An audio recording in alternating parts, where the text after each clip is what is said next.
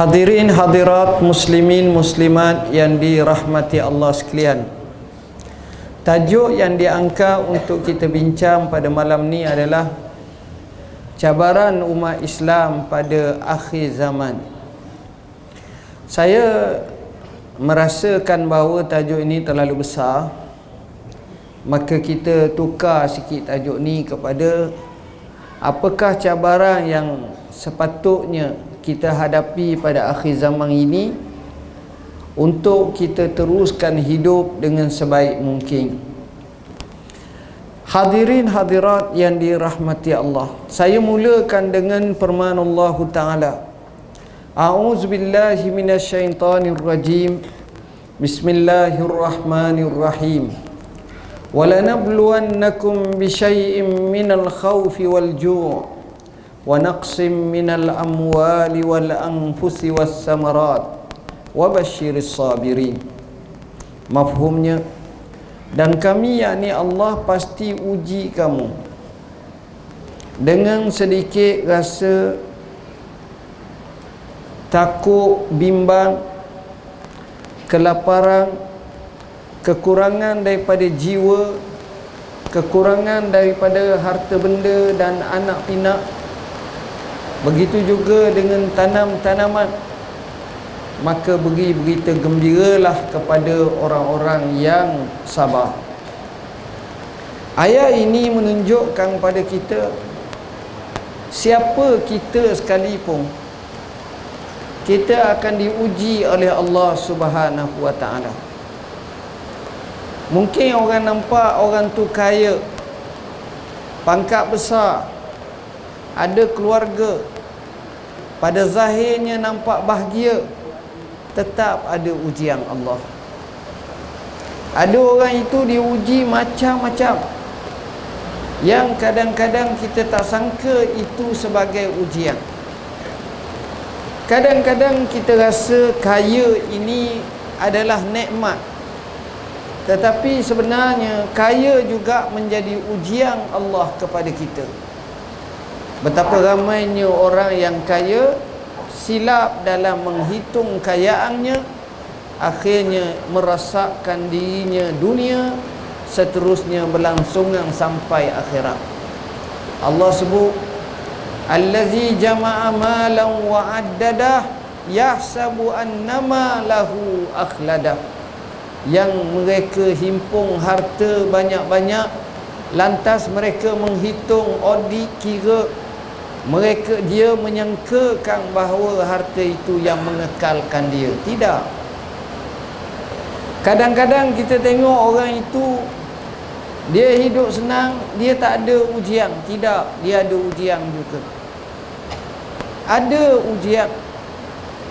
Antara ujian yang tak disedari adalah hatinya tak rasa tenang, hatinya gelisah, hatinya merasa ketidakcukupan, hatinya merasa sesuatu yang sepatutnya boleh tapi tak dapat. Maka ujian-ujian ini banyak sangat, tuan-tuan. Cabaran-cabaran inilah yang saya akan sebut secara umumnya, dan kita detailkan sejuzuk daripadanya, kerana masa kita tidaklah banyak sangat ada. Kata Syekh Amir Syakib Arsalan, seorang ulama Islam yang tersohor pada kurung ini, beliau menyatakan bahawa umat Islam banyak di kalangan kita dilanda dengan dua penyakit. Penyakit yang pertama dipanggil maradu syahwat, penyakit mengikut syahwat. Penyakit mengikut syahwat ini apa makna? Ketamakan. Apa makna? Dendam kesumat. Apa makna? Kadang-kadang tak kira halal dan haram, yang penting dapat. Maka ini namanya penyakit syahwat. Macam-macam. Ini banyak melanda. Sedih kita tengok. Dan kadang-kadang bila kita tengok, Kita tak sangka kenapa ini jadi. Berapa ramai yang masuk dalam penjara. Bila kita tanya apa sebab, sebabnya masalah ikut syahwat lah. Akhirnya riswah, akhirnya menipu, akhirnya membunuh, akhirnya merompak, mencuri, kerana nafsu syahwat nak ke harta dan seumpamanya kuat sangat. Ini penyakit. Yang lebih parah daripada itu namanya maradus syubhat. Apa makna maradus syubhat? Dia mengikis kepercayaan hati, iman, kefahaman kita. Sebagai contoh, Islam ada masa depannya. Islam agama yang sebenar. Ya, benar, tapi janganlah cakap macam tu, orang lain macam mana pula? Allah boleh selesaikan masalah. Allah juga, tapi artinya kita tak yakin kat Tuhan. Kita tak yakin kat Tuhan. Apa benda kita tak, makna yakin kat Tuhan bukan makna yakin kat Tuhan tak usaha, bukan. Usaha sungguh, yakin sungguh. Itu hak sebenarnya. Ini yang jadi masalah kepada kita, syubhat. Banyak sangat syubhat dan kata-kataan, pahaman, rasaan apa berlaku. Zaman sekarang kalau kita kata maju, kita akan kata bukan Islam. Jarang di kalangan kita boleh kata Islam maju. Sebab contoh depan mata inilah yang berlaku. Cuma kita kena beza, kelemahan orang Islam bukan bermakna kelemahan Islam. Orang Islam lain, Islam lain. Kerana ada orang Islam kadang-kadang dia tidak ikut Islam 100%. Jadi kita pun pukul rata, Islam lemah. Orang Islam begian-begian. Hakikatnya kita. Hakikatnya macam mana yang berlaku dalam diri kita ini syubhah yang banyak. Antaranya adalah kedangkalan ilmu. Bila ilmu dangkal ni susah. Kita kata Islam ada penyelesaiannya.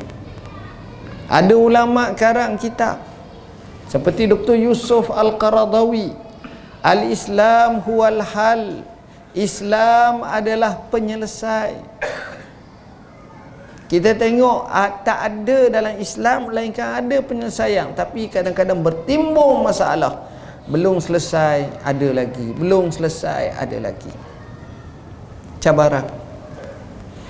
Cabaran bagi kita adalah kita suka ikut cara lama dan cara biasa. Bila kita ikut cara lama dan cara biasa, akhirnya kita ketinggalan. Kita tak mampu. Contoh, minta maaf, kalau kita ingat masa kita kecil hari tu, ibu bapa kita selalu kata, awak belajarlah sungguh, nanti boleh jadi cikgu, boleh jadi ustaz, boleh jadi tok imam, boleh jadi pegawai daerah, boleh jadi pegawai kerajaan, boleh jadi. Kamu terjamin hidup. Yalah, ada penceng, ada soksu, ada KWSP, dapat gini-gini. Kita tengok masa dulu, bukan cerita lama, tahun 70-an, 80-an macam tu lah. Tapi cabaran mutakhir ni, orang yang belajar universiti setiap tahun berapa ratus ribu keluar. Kerajaan sedia berapa je tempat. Jadi macam mana cabaran? Bagaimana nak hidup? Oleh kerana itu, kita kena buka mindset anak-anak kita bahawa yang penting belajar dan bina skill kefahaman, kepakaran, ikhtisas. Daripada situ kita bina kehidupan. Kita tak boleh lagi duk anggap nanti kita kecewa mendalam. Anak Pak De dapat, anak Pak Long dapat, anak kita tak dapat. Tengok slip anak kita lagi tinggi, tak ada rezeki. Jadi akhirnya kita bengkak. Faham mana bengkak? Bengkak. Asal jemaah surau tapi tak pergi dah masjid. Masjid As-Siddiqin tak pergi dah. Kenapa? Kerana kita tak buka minda dan mindset kepada anak kita macam tu. Cabaran. Cabaran kita tengok kita ni berhutang. Kadang-kadang kita jarang bincang macam mana nak settle hutang secepat mungkin. Macam mana kita nak keluar daripada belenggu keberhutangan. Kita nak kalau orang kampung ni 90% tak ada hutang atau sudah langsai hutang. Tapi terbaliknya 90% berhutang, 99% pada je dah hutang. Tu pun sebab tak ada slip gaji. Ini masalah. Bahkan kadang-kadang banyak, kadang-kadang letih. Jadi hidup pun naif, ekonomi pun lemah, keadaan pun bergiang dalam keadaan Allah letih. Sedangkan kita boleh cari cara bagaimana untuk nak selesai masalah. Ini cabaran. Tuan-tuan, kalau dengarlah orang cakap macam mana orang yang berperang dengan hutang, bergeluk dan ditunggang oleh hutang, kesian kehidupan, tidak bahagia, diburu. Kita tak cakap lagi orang yang telah diisytiharkan oleh bank atau mahkamah sebagai muflis, sitos. Dia duduk dalam negeri sendiri ibarat macam menumpang dan melukuk di tepi gantang. Nak ngundi, nak jadi calon pilihan raya pun tak boleh orang. Nak loan pun tak boleh, nak pinjam bank pun tak boleh. Nak hidup pun dalam keadaan kesukaran, kepayahan. Lish, apa pasal? Ni keberhutangan. Cabaran yang kita tengok berapa banyak angka-angka wal-iyazabillah perceraian. Cuba tanya. Mujur kita ni setiap tahun tak ada dapat surat kad jemputan perceraian. Kalau ada letih. Kahwin je ada. Sekarang kadang-kadang kita tengok orang tu kalau tak apa kenal jangan tanya. Sedih. Ji, isteri macam mana? Allah. Saya berpisah dah. Jadi kita pun jadi susah hati lalu juga. Banyak cerita masa ni. Siapa nak selesai? Cabaran anak-anak yang tak diberi perhatian agama ini lagi parah. Anak-anak dia 24 jam tengok iPhone. Tengok, kita nak kata tengok ni jadi alim sangat pun tak juga. Nak kata tokoh koprak sangat tak juga, tapi sibuk je tengok. Kadang-kadang kita tengok akhirnya agama, ilmu, iman, sayang ibu bapa, kaum keluarga tak ada. Tak kisah aku ada ni tak apa. Ada dah orang fikir sekarang ni hidup yang paling baik, hidup yang bebas daripada handset, bebas daripada ni. Kadang-kadang kita tengok ni cabaran. Cabaran yang dipanggil sebagai al-afkarul haddamah, pemikiran yang sesak barat. Ini banyak ni liberalism datang yang melampau, apa sekularism yang melampau, apa lagi pahaman-pahaman yang kadang-kadang kita kata amat asing daripada agama Allah. Masuk, siapa nak selesai? Cabaran yang kita hadapi sekarang. Kita tengok masjid, inilah keadaannya. Orang tak ramai datang. Ada masanya tiang lebih banyak pada jemaah. Ni tiang masjid ni pun banyak, alhamdulillah. Boleh tahan cukup. Minta maaf cakap, saya bukan kata tuan-tuan, saya pun sama. Tak datang surau masjid. Kosong begitu je. Ni cabaran. Cabaran kita tengok kampung kita ni macam mana nak selesai masalah anak-anak yatim. Macam mana kita nak selesai masalah fakir dan miskin. Sini ada dak gerobok rezeki sebagai contoh. Macam mana kita nak selesai? Cabaran ada orang-orang kita ni terpaksa buat dialisis. Tak cukup duit. Kesian kat dia. Dialisis mesti 2 hari sekali. Untuk cuci darah. Kesian. Cabaran macam mana ni? Fikir punya fikir tuan-tuan. Banyak cabaran. Cabaran yang antara besar kita adalah kita dilalaikan dan kita diasyikkan. Kita lalai. Tengok TV, tengok iPad, tengok lalai lepas satu. Sudah mati je. Kadang-kadang kita tak ambil manfaat. Saya bila sebut alat-alat ni, saya kata orang Islam mesti kena kuasa. Tapi caranya biar betul.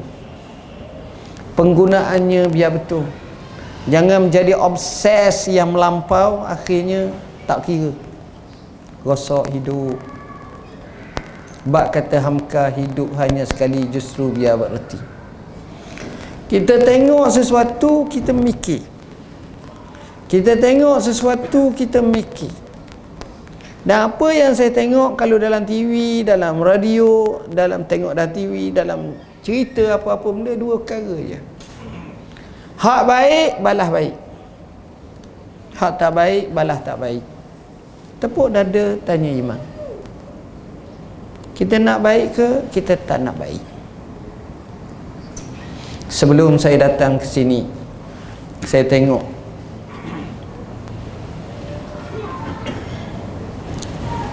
ceramah berkenaan dengan fadilat sedekah.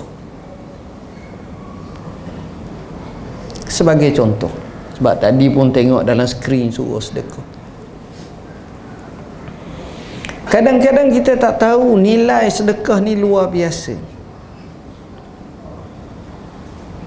Antara keluar biasaan itu, sedekah menyebabkan Allah sembuh penyakit walaupun seberat mana, dengan izin Allah. Seorang syekh cerita, ada seorang yang berpengaruh berada duduk di Mansurah. Mansurah ni di Mesir. Satu negeri di Mesir namanya Mansurah. Lebih kurang dalam 2 jam setengah, 3 jam ataupun lebih sikit daripada Kahirah. Kebetulan dia ni sakit, terpaksa pergi ke England nak berubat. Mereka kata dia kena buat operasi, masalah dada, jantung. Dia kata boleh tak dia nak minta paspun sekejap, dia nak balik, nak temu keluarga, tapi dia rasa gelak hidup. Maka diberi tempoh kepadanya dan diberi beberapa ubat-ubatan bekalan. Dia balik tu, dia tengok dunia ni gelap. Tak tahu nak buat. Sampailah 2 hari sebelum pergi berlepas, atau 2-3 hari sebelum berlepas, sedang dia duduk di pejabat dia, dia tengok di luar sana, dia tengok ada seorang perempuan yang tua. Perempuan ni duduk tepi orang sedang jual daging. Bila tengok orang depan ni, kalau ada je daging hak kecil-kecil jatuh, dia ambil, dia kutip. Yelah jarang daging jatuh, dia kutip. Reja-reja kutip. Bila sebut macam tu, tengok keadaan dia ni, dia rasa kesian. Dia panggil perempuan tu, mari sini. Apa kamu buat? Kawan ni pun bagi tahu, saya ni miskin, suami mati atau suami tak ada. Saya ada 7 anak, anak yatim. Yatim maknanya suami mati lah, betul lah, mati. Duduk rumah bela. Jadi awak nak apa? Saya nak 0,5 kilo daging untuk makan ramai-ramai.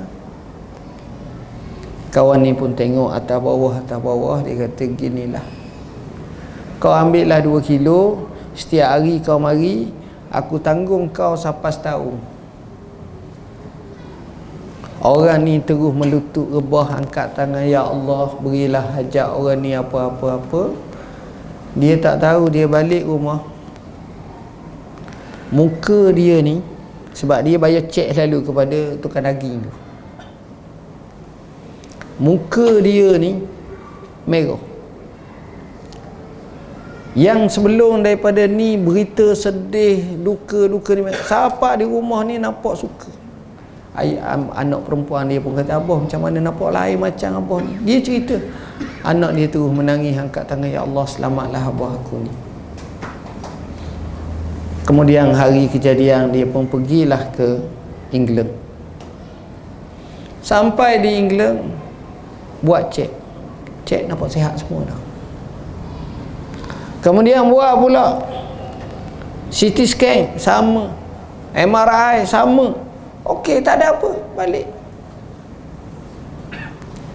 Mereka tajuk, mereka kata, kenapa jadi yang sempit itu luas, jalan darah pengalirannya cukup baik. Dia cerita hakikat. Maka benarlah sabda Nabi sallallahu alaihi wasallam, dawau mardakum bisadaqah. Hendaklah kamu rawat orang sakit di kalangan kamu dengan cara sedekah. Selesai masalah. Tuan-tuan dan puan-puan yang dirahmati Allah, saya bentang macam-macam masalah, tak masuk diri kita. Dalam diri kita, kita ada rasa tak? Sebagai contohnya, rasa macam kerunsingan. Zaman sekarang ni banyak sangat orang sebut rusing. Duk sebut pemikiran yang maknanya sedang mikir sesuatu yang tak tahu natijahnya. Yang ini juga cabaran. Ini cabaran yang kita tak tahu. Nak kata ni macam rusing. Hati tidak berlaku tamakninah, tenang. Itu cabaran. Cabaran dalam hidup kita. Air mata kita ni payah kita nak menangis kerana takutkan Allah. Air mata kita ni jarang kita tangisi kerana kesedihan tengok saudara-saudara se-Islam kita. Apa yang berlaku di Syria, apa yang berlaku di kem-kem pelarian. Sedih tuan-tuan. Kita luar biasa. Saya cerita ni, saya pernah sapa 3-4 tahun lepas, lama dah sebelum saya tu lagi, mungkin 7 tahun 8 tahun lepas. Kita datang tu bagi sikit, muka dia ni kita nampak berair mata, sebut jazakallahu khairal jaza, syukran laka. Cara sebut tu nampak keberhajatan yang amat sangat. Tuan-tuan, inilah cabaran kepada kita mutaakhir ini. Hubungan sesama kita bergaduh sakan, tak bertegur siapa, hak kejiranan dinafikan. Siapa yang akan menyelesaikan isu ini? Sudah berbulan-bulan, bertahun-tahun, itulah keadaannya. Ini yang jadi masalah. Kawan-kawan, anak-anak, kita tak tahu nak selesai masalah. Saya pernah kisahkan bagaimana fiqh berjiran. Kalau ada orang mari rumah kita, royak anak kita ni tak betul, apa kita nak buat? Kita gocoh orang tu ke? Atau kita pukul anak kita ke? Apa cara sebenarnya? Hal ini ditanya kepada Abdullah ibn al-Mubarak.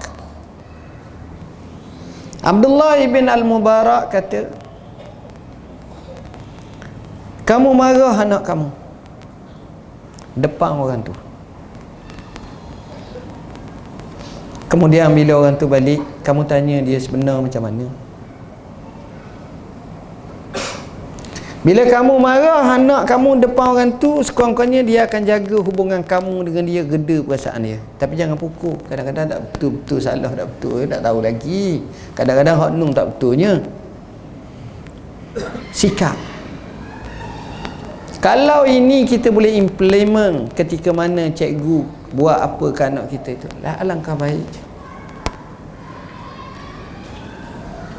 Kamu tahu dan kamu cakap kenapa dengan anak ni gini-gini, betul gini-gini-gini, maka di situ anak kamu dekat, kamu boleh amankan dia selepas tu. Orang ni pun kamu akan berwaspada dengan dia selepas itu. Tuan-tuan, ada jalan penyelesaiannya. Suami isteri bergaduh, macam mana nak selesai? Ibu mertua bergaduh, macam mana nak selesai? Adik-beradik bergaduh, macam mana nak selesai? Maka selesainya sama-sama menginsafi, kembali kepada Allah, istighfar kepada Allah, ingat kepada Allah, kemudian bermaaf-maafan. Maka di situ kita akan bina sebuah kehidupan yang baik. Penyelesaiannya adalah cabaran-cabaran yang kami katakan tadi. Perkara paling pokok namanya ilmu. Kerana ilmu, pengalaman orang-orang terdahulu dapat untuk menyelesaikan masalah-masalah orang-orang akhir ini. Kerana masalah pengalaman ini, dia adalah penawar yang paling mujarab untuk nak selesai masalah. Tengok betul-betul. Ada, tuan-tuan.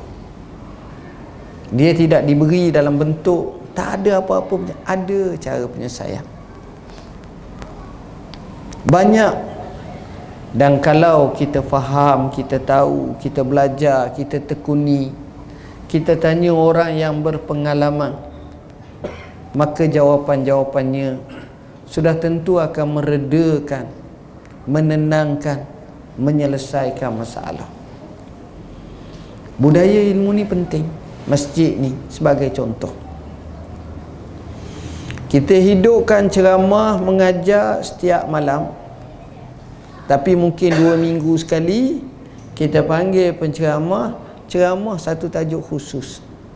Contoh, malam ni kita ceramah tajuk hutang, bagaimana cara terbaik melansaikannya. Fokus. Bagaimana cara menggunakan masa. Anak-anak yang nakal, cara penyelesaiannya. Hubungan dingin suami isteri, bagaimana cara selesainya. Semuanya itu kita boleh settle dengan baik, insya-Allah. Atas asas itulah anak tuan-tuan, nombor satu ilmu. Ilmu. Dan tiap-tiap bulan kita akan dapat apa lagi isu berlaku. Isu yang berlaku, kita kata kita nak bincang pula masalah kehadiran jemaah ke masjid. Kenapa kurang? Macam mana nak buat biar ramai ni? Tok Bilal, Tok Imam, pengurusi letih dah mikir, tak ada jawapan lagi. Jadi macam mana caranya? Dia ada cara, tuan-tuan. Semua perkara ni bila kita buat, insya-Allah, ilmu. Kedua, cabaran yang kita hadapi ini, sebenarnya kalau kita nak selesai, jangan kita selesai pada pucuk, pada dahangnya sahaja, tapi kita kena selesai sampai kepada akar umbi semuanya, baru selesai. Yang jadi masalah dalam hidup kita, hak tu tak selesai masuk hak lain, hak ni tak selesai masuk hak lain. Macam mana kita nak selesai? Saya contoh, dadah. Sejak daripada mula sampai sekarang tak selesai-selesai. Berapa banyak kali kata kita nak sifarkan. Maka di sini kita tak nak tuding jari orang ni orang tu, bukan kerja kita nak tuding jari. Jadi penyelesaiannya macam mana? Inilah yang kena fikir. Saya nak selesai masalah awak, tapi awak sendiri pun tak nak selesai masalah awak. Apa payah lalu? Mindset orang yang terbabit seperti dadah tu, dia tak kira dah masa mana dia sesat. Dia akan sesat bila jatuh hukuman tali gantung. Contoh, waliyazbillah. Saya bercakap ni, saya tengok tuan-tuan, saya hadir, saya bertemu dengan orang macam ni. Dia kata sesat tu, tapi apakan daya. Hari ni dia selesai, kena tengok masalah pokok, kena selesai. Ada satu hari tu, dua orang bergaduh berkenaan dengan hak. Ni cerita ni di Arab lah, di negara Arab.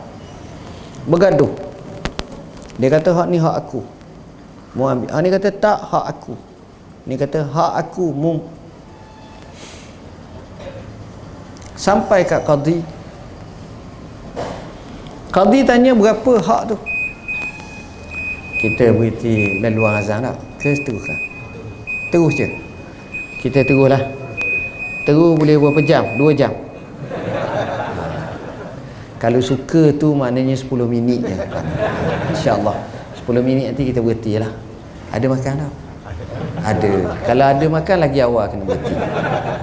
Saya pantang, patut saya nak berhenti dah, tapi sebut batang benar ni saya payah. Kalau hak dusta tu mudah sikit, ni hak benar ni memang tak lepas lah. Tuan-tuan dan puan-puan yang dirahmati Allah, tengok cerita. Sebab kita ni tak selesai masalah ni, tak selesai masalah. Dua orang ni bergaduh. Jadi hak ni kata hak dia, hak ni kata tak, hak aku. Qadi pun tanya, berapa? Dia pun sebutlah dengan satu angka. Angka tu bukan banyak sangat, mungkin 100 riyal atau 200 riyal. Qadi kata, dah ayah lah, selesai dah, aku tolong bayar kamu. Ambil.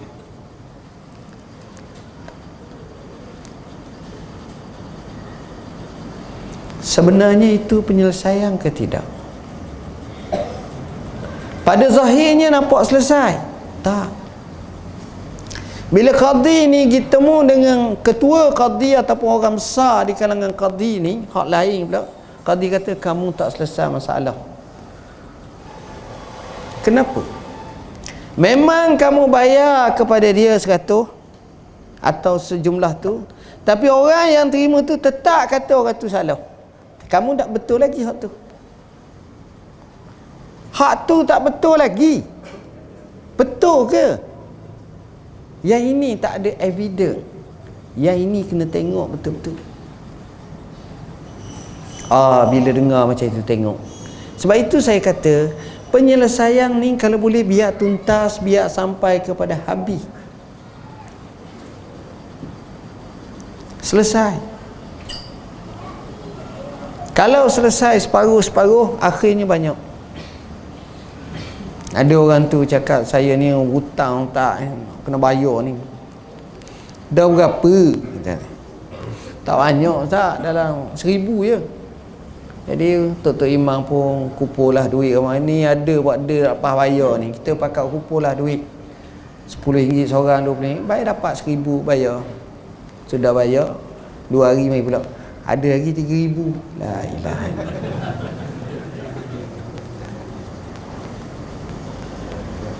Orang kalau sebut macam tu letih lalu. Yang hang royak macam mana ni? Jadi tak habis. Tak habis macam ni. Orang macam ni kena panggil duduk. Hak sebenarnya berapa? Dia kata kalau hak sebenar ni payah nak royak. Makna dia sendiri pun tak nak selesai masalah. Dia sekadar nak selesai hak 1,000 tu sebab hak tu nak tumbuk dia. Jadi selesai. Tapi hak lain dia kena buat dek. Jadi hatinya tak comel gitu. Tak selesai lagi. Kita nak tengok selesai. Kita ceramah, kadang-kadang kita kata aku puas hati dah, aku bantai habis orang kampung Batam Benar ni. Perangai gini ceramah suruh kisah gini. Puas hati aku 3 jam setengah aku ceramah. Bombong kata. Sebenarnya tak selesai. Selesainya kalau dia mari masjid semayang, hak apa yang kita nak tu sama tu selesai. Sebab itu bila kita sebut selesai lain. Seorang ulama, Syekh Muhammad Al-Ghazali rahimahullah, seorang ahli fikih suhu Islam daripada Mesir, mati 1997. Ini saya nak kaitkan dalam masyarakat kita sekarang. Orang tanya dia, Syekh, apa hukum orang tak semayang? Dia dari segi fiqahnya ada 2, kafir atau fasik, dosa besar. Mazhab kita ada 2 pandangan. Mazhab Ahlul Hadis kebanyakan dan Hambali kafir. Mazhab Jumhur dan sebahagian daripada kita kata tak, fasik. Apakah kita mengambil dengan kefahaman tu lesen tu pergi kat seorang mung kafir, mung fasik, mung kafir gitu ke? Maka Syekh Muhammad Al-Ghazali kata apa? Jawapan kepada soalan kamu itu ialah kamu pergi kat dia, ambil tangan dia, heret, ajak wuduk sama, kemudian kamu jadi imam, dia jadi makmum. Itulah jawapannya. Selesai masalah. Jangan tak selesai masalah. Biar siapa. Saya teringat sahabat cerita kat saya. Ada seorang lelaki tu, dia pergi kat Tok Guru, Ustaz. Dia kata, Ustaz suruhlah apa-apa saya akan buat. Tapi satu je saya tak buat. Apa dia? Saya tak semayang. Ustaz suruhlah apa-apa, tapi semayang saya tak akan semayang. Buat selama-lamanya. Ini pegangan saya. Ustaz suruhlah, tak apa saya akan buat. Ustaz termenung. Nak pukul pun tak sesuai, besar gagah pula. Ustaz kata ginilah, awak ni memang benar-benar nak buat apa yang saya suruh, benar. Tapi macam saya katalah, semayang saya tak. Hak lain okey. Dia kata okeylah, untuk kamu satu je. Apa dia? Setiap kali masuk waktu semayang, kamu ambil wuduk. Itu saja. Dia ni driver lori. Ada kelendang lagi dia driver. Kalau masuk waktu zuhur dengar azan saja waktu zuhur tu, siapa kat masjid ni dia akan parking lori dia, kata pergi tandah tu dia ambil air semayang, lepas tu naik atas lori, bawa lori. Masuk waktu asar berhenti pula kat mana masjid, kita tandah ambil air semayang. Dan beberapa hari buat kerja macam tu, dia mari mikir, bodoh tu. Air semayang tapi tak memayang. Allah kata. Orang Melayu tak panggil wuduk, dia panggil air semayang. Air tu nak semayang lah maknanya, air semayang tu. Ambil air semayang tapi tak memayang, bodoh. Akhirnya tengok barakah wuduk tu, dia antara orang yang tegar semayang. Selesai masalah. Kita hidup ni biar kalau boleh selesai masalah. Kadang-kadang masalahnya inilah cabaran. Kita biar, kita kumpul, kita tak selesai masalah. Akhirnya memang masalah tak selesai, bahkan menjadi membarah, menjadi parah, akhirnya merosakkan hidup kita. Seterusnya tuan-tuan, cabaran yang kita mesti hadapi adalah kita sendiri mahu berubah. Jangan harap masa yang mengubah, tapi kita yang nak berubah. Firman Allah Ta'ala, innallaha la yughayyiru ma biqaumin hatta yughayyiru ma bi anfusihim.